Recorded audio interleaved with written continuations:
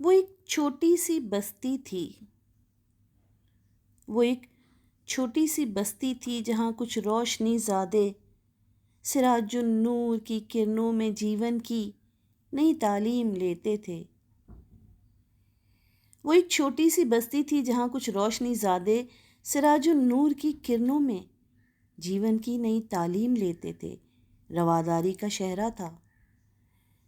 تواضع کے لیے جو بہترین سوغات ہوتی تھی کھجوریں تھیں۔ کھجوریں مفت ملتی تھیں۔ کوئی پیاسا چلا آتا تو اس سے یہ نہیں دریافت ہوتا تھا کہ تم ہم میں سے ہو یا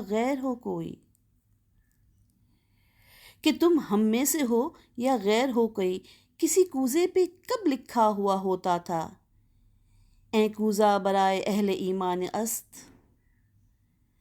تھکے ہارے مسافر مسجد نبوی میں آتے دیر تک آرام کرتے تھے۔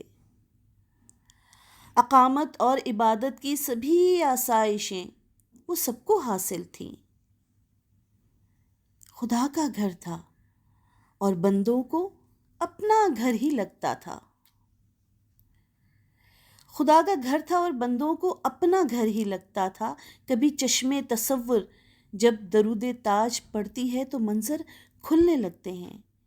سنہری روشنی کرتے ملائم نرم لہجوں میں سخی آقا کے در پر حاضری کی گفتگو کرتے کئی چہرے۔ ادھر مقداد ہیں، محسم کھڑے ہیں، حضرت سلمان آتے ہیں، ابو بکر و عمر عثمان و حیدر بھی در مولا پہ حاضر ہیں۔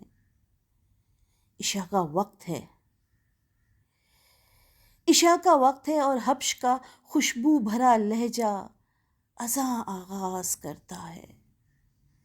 صفیں ترتیب پاتی ہیں۔ کسی کو کچھ پریشانی نہ گھر جانے کی عجلت ہے۔ خدایا کیسی رحمت ہے، خدایا کیسی رحمت تھی۔ محبت بولنے والے محبت بولتے تھے اور کانوں میں محمد کی صدا آتی۔ محمد اور محبت ایک ہی تو ہیں۔ تو جب چشمے تصور لوٹ کر آئے تو پھر مجذوب کے ادھڑے ہوئے سینوں کو چھو کر پوچھتی بھی ہے، بتاؤ تو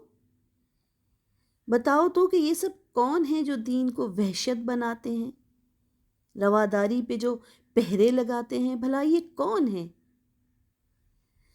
بھلا یہ کون ہیں جن کو محبت کا کوئی معنی نہیں آتا؟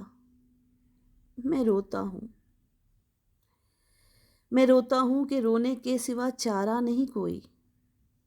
بھلا ایک نظم میں ان 14 صدیوں کی محبت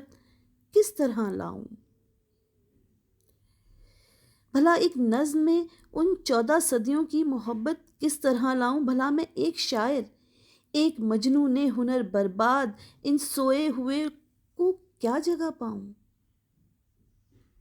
جنہیں معلوم ہی کب ہے کہ اس عہد جہالت سے بہت پہلے وہ ایک عہد منور تھا، رواداری کا شہرہ تھا۔ کھجوریں مفت ملتی تھی۔